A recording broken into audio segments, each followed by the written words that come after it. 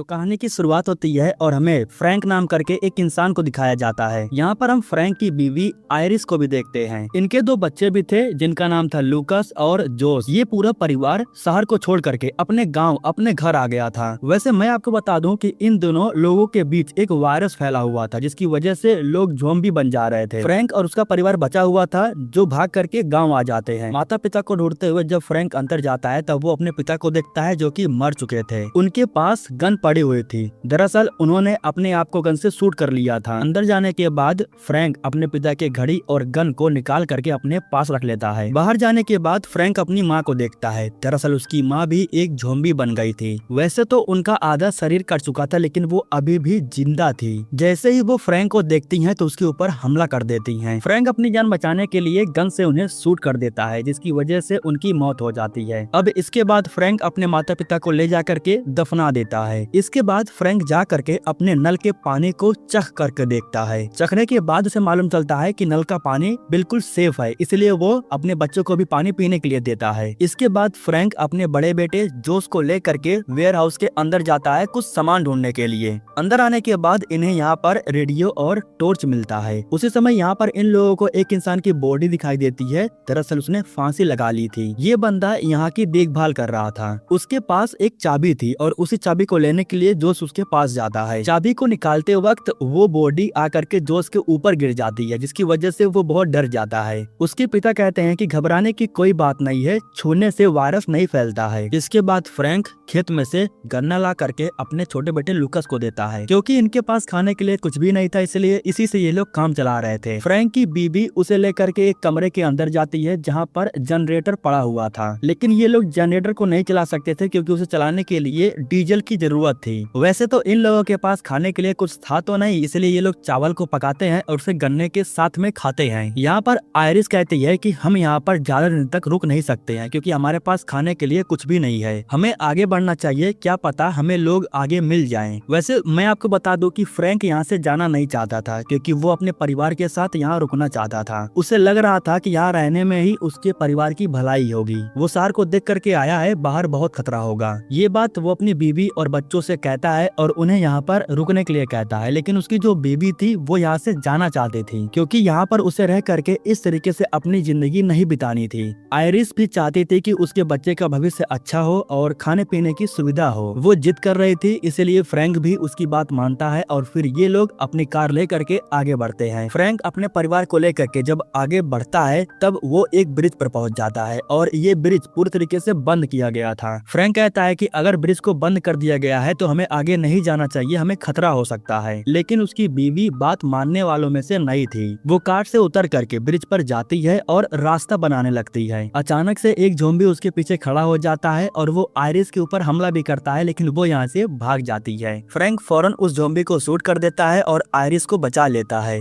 लेकिन गन की आवाज सुनने की वजह से कुछ ही समय के बाद यहाँ पर बहुत सारे ज़ॉम्बी आ जाते हैं। फ्रैंक को एक ग्रेनेड मिलता है जिसको लेकर के वो ज़ॉम्बियों का ध्यान भटकाता है। इस दौरान आयरिस बच्चों को लेकर के यहाँ से भाग जाती है। फ्रैंक ग्रेनेड के पिन को खींचता है और फेंक देता है जिसकी वजह से धमाका होता है और सभी ज़ॉम्बी मारे जाते हैं। फ्रैंक अपने परिवार को लेता है और वापस घर की तरफ आ जाता है जहाँ पर वो अपनी बीवी से कहता है कि अब हम कभी भी बाहर नहीं जाएंगे। यहाँ पर रहते हुए लगभग इन लोगों को 2 हफ्ते बीत चुके थे। एक दिन फ्रैंक कार को चेक करने के लिए ब्रिज पर जाता है। जब वो कार को स्टार्ट कर रहा था तो स्टार्ट नहीं होती है, इसलिए वो डीजल और कुछ लाइटों को निकाल करके वापस घर की तरफ आ जाता है। डीजल की मदद से वो जनरेटर को चालू करता है जिसकी वजह से इनके घर में लाइट और एसी की सुविधा हो जाती है। बच्चों को खुश करने के लिए वो सॉन्ग बजाता है और उनके साथ में डांस करता है। आयरिस अभी भी थोड़ा खुश नहीं थी क्योंकि उसका ध्यान अभी भी किसी और इंसान के ऊपर था। अब अगले दिन सुबह में जब फिर से चावल बनता है तब बच्चे कहते हैं कि हमें कुछ और खाना है। फ्रैंक लेग पीस बनाने के लिए मुर्गे को काटने के लिए जाता है, लेकिन उसका मुर्गा पहले ही कट चुका था। यहाँ पर जो कुत्ता था वो फ्रैंक को काट लेता है और उसके मुर्गे को लेकर के यहाँ से भाग जाता है। अंदर जाने के बाद आयरिस उसके जख्मों पर मलहम पट्टी कर देती है। इधर जो जोश था वो जैसे तैसे करके उस भंगार रेडियो को चालू करता है। रेडियो स्टार्ट हो गया था और उसमें से किसी की आवाज आ रही थी, लेकिन जब वो अपने माता पिता को बुलाता है तब अचानक से रेडियो बंद हो जाता है। हालांकि वो अपने पिता से कहता है कि रेडियो अभी चालू था, तब उसके पिता कहते हैं कि ये रेडियो काफी समय से बंद पड़ा हुआ है। इसके बाद फ्रैंक जोश को लेकर के खेतों में चला जाता है।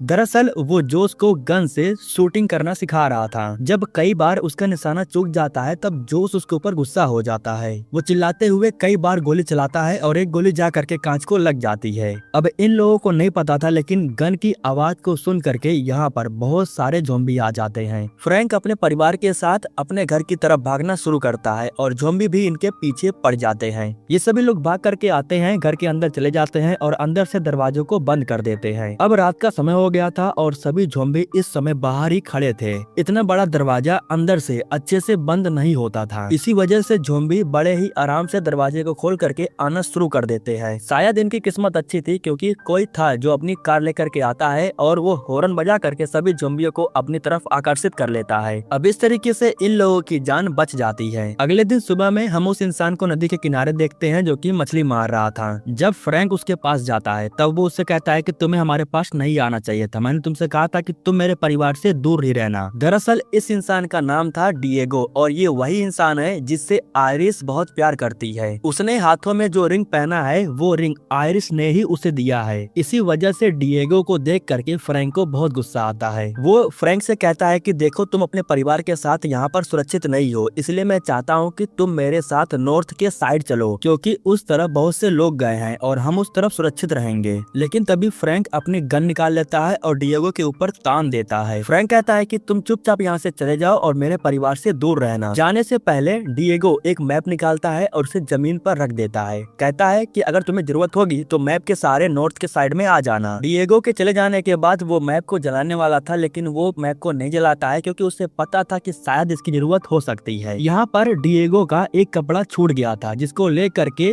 फ्रैंक अपनी बीवी के पास आता है और उसे कहता है कि सॉरी, मैं डिएगो को नहीं बचा पाया, मैं लेट हो गया। दरअसल आयरिस डिएगो को ढूंढने के लिए ही नॉर्थ के साइड में जाना चाहती थी। रात के समय में फ्रैंक कुछ लकड़ियों का जुगाड़ करता है और उसे सुबह के समय में खिड़कियों और दरवाजों पर अच्छे से लगा देता है। दरअसल फ्रैंक चाहता था कि उसके परिवार के अलावा इस घर के अंदर और कोई ना आए। वो ये भी चाहता था कि उसका परिवार उसे छोड़ करके इस जगह से कहीं और ना जाए। इसी वजह से फ्रैंक अपने परिवार के अंदर खौफ पैदा करने के लिए एक ज़ॉम्बी के पास जाता है और उसके सर को काट देता है। सर को काट देने के बाद वो उस सर को लेकर के अपने परिवार के पास आता है और उससे कहता है कि हम बाहर नहीं जा सकते हैं, बाहर बहुत सारे ज़ॉम्बी हैं, हमें इसी घर के अंदर रहना होगा, हम कहीं नहीं जा सकते हैं। फ्रैंक जो चाहता था उस चीज में वो कामयाब हो गया था। जब फ्रैंक नहाने के लिए अंदर जाता है तो उसी समय उसके कमरे में जोश आ जाता है। जोश कमरे में इसलिए खड़ा था क्योंकि उसने मैप को देख लिया था, लेकिन वो मैप को लेता उससे पहले ही फ्रैंक आ जाता है और वो मैप को ले लेता है। लेकिन जब सभी लोग खाना खा रहे थे तब जोश अपनी माँ के सामने मैप का जिक्र करता है। तब उसके पिता बताते हैं कि मेरे कमरे में कोई मैप नहीं है, अगर होता तो तुम्हारी माँ को जरूर मिल जाता। तभी आयरिस कहती है कि मुझे वो मैप ला करके दो, हमें यहाँ से जाना होगा, हम यहाँ पर रुक नहीं सकते हैं क्योंकि हमारे पास खाने के लिए कुछ भी नहीं है। यह सुनकर के फ्रैंक गुस्सा हो जाता है और कहता है कि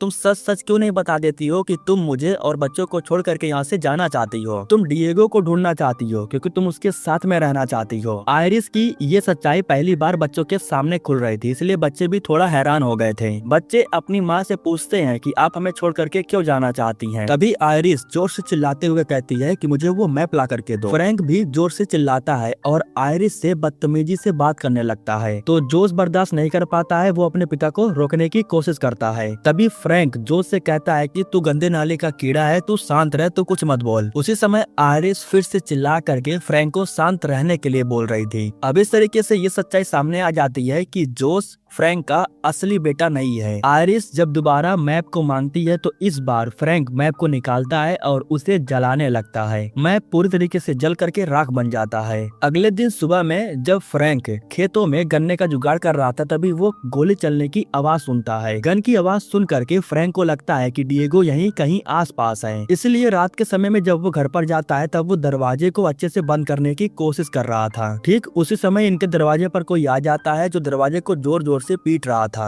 दरअसल वो एक सैनिक था। वो इनसे कहता है कि मैं इन्फेक्टेड नहीं हूँ, मुझे अंदर आने दो। वैसे तो फ्रैंक उस सैनिक को यहाँ से जाने के लिए बोल रहा था, लेकिन तभी जोश जा करके दरवाजे को खोल देता है और वो सैनिक फौरन अंदर आ जाता है। आयरिस जब सैनिक को चेक करती है तब उसे मालूम चलता है कि वो सिर्फ जख्मी हुआ है, ज़ॉम्बी जोम्बी ने उसे नहीं काटा है। जब आयरिस उसका मलहम पट्टी करने लगती है तब सैनिक बताता है कि मैं सिर्फ उस इंसान की वजह से जिंदा हूँ, अगर वो नहीं होता तो मैं जिंदा नहीं होता और मैं यहाँ तक आ भी नहीं पाता। उसी ने ही मुझे इस दिशा की ओर आने के लिए बोला। दरअसल वो डिएगो की बात कर रहा था और इस तरीके से आयरिस को मालूम चल जाता है कि फ्रैंक झूठ बोल रहा था, डिएगो जिंदा था। फिर वो सैनिक इन्हें यह भी बताता है कि जब मैं वहाँ से निकला तो ज़ॉम्बियों ने उसके ऊपर हमला कर दिया था। मुझे नहीं पता है कि वो जिंदा भी है या फिर इन्फेक्टेड हो चुका है। खैर अब आज रात के लिए फ्रैंक उस सैनिक को ले जा करके एक अलग कमरे में बंद कर देता है क्योंकि उसे शक था कि शायद वो इन्फेक्टेड है। जब सभी लोग सो रहे थे तो इस दौरान जोश अपनी माँ के पास जाता है और उनसे कहता है कि अब मैं यहाँ पर नहीं रुकूंगा, मैं यहाँ से जा रहा हूँ। मैं नॉर्थ के साइड में जाऊंगा और लोगों को ढूंढने के बाद फिर वापस आपके पास आऊंगा। इसके बाद जोश यहाँ से चला जाता है और अगले दिन सुबह में हम देखते हैं कि आयरिस उस सैनिक को कुछ खाना खिला रही थी और जब यहाँ पर फ्रैंक आता है तब उसे मालूम चलता है कि जोश इन्हें छोड़ करके यहाँ से जा चुका है, जिसकी वजह से फ्रैंक को बहुत बुरा लगता है। उसे डर था कि ये लोग भी उसे छोड़ करके चले जाएंगे। वो आता है और सैनिक के ऊपर हमला करके उसे जान से मार देता है। फिर वो आयरिस से कहता है कि जिस तरह वो मुझे छोड़ करके गया उसी तरह तुम भी मुझे छोड़ करके चली जाओगी। यही सोच करके फ्रैंक अपनी बीवी और छोटे बच्चे को ले जा करके एक अलग कमरे में कैद कर देता है। फिर वापस से फ्रैंक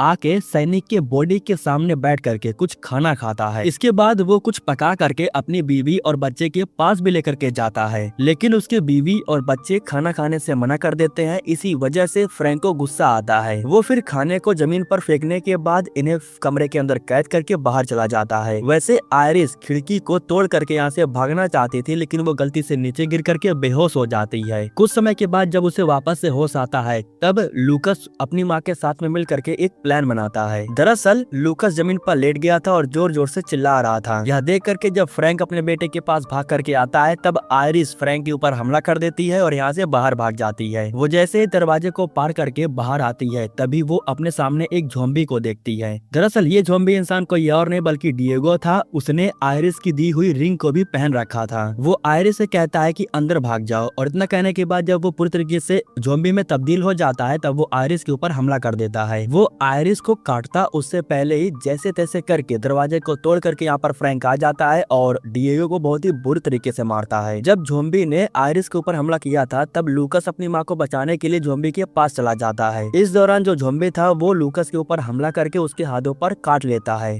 आयरिस को पता था कि अब धीरे धीरे लूकस भी ज़ॉम्बी बन जाएगा, इसलिए वो उसके हाथ को काटना चाहती थी। हाथ को काटने में वो फ्रैंक से मदद मांगती है, लेकिन फ्रैंक बिल्कुल साइलेंट मोड में कोने में बैठ जाता है। लेकिन आयरिस हिम्मत जुटाती है और अपने बेटे के हाथों के ऊपर हमला करके चाकू से उसके हाथ को काट देती है। हाथ कटने की वजह से उसके शरीर से ढेर सारा खून बाहर निकल गया था, इसलिए आयरिस फ्रैंक से कहती है कि हमें खून की जरूरत है, फौरन जा करके कार लेकर के आओ, हमें हॉस्पिटल जाना होगा। इसके बाद फ्रैंक जब कार लेने के लिए ब्रिज पर जाता है तब हम यहाँ पर जोश को देखते हैं जो कि गन लेकर के खड़ा था। एक पल के लिए जोश को लगा उसके डैड ज़ॉम्बी बन चुके हैं, इसलिए वो अपने डैड को गन से शूट करके उन्हें मार देता है। हालांकि जोश को बाद में इस बात का अफसोस भी होता है। मरने से पहले फ्रैंक कहता है कि कार लेकर के मॉम के पास जाओ, लूकस मुसीबत में है। फ्रैंक की मौत हो जाने के बाद जोश कार को लेता है और यहाँ से निकल जाता है। दोस्तों इसी के साथ ये कहानी भी यहीं पर खत्म हो जाती है। हमारे YouTube चैनल को सब्सक्राइब करने के लिए आप लोगों का दिल से शुक्रिया।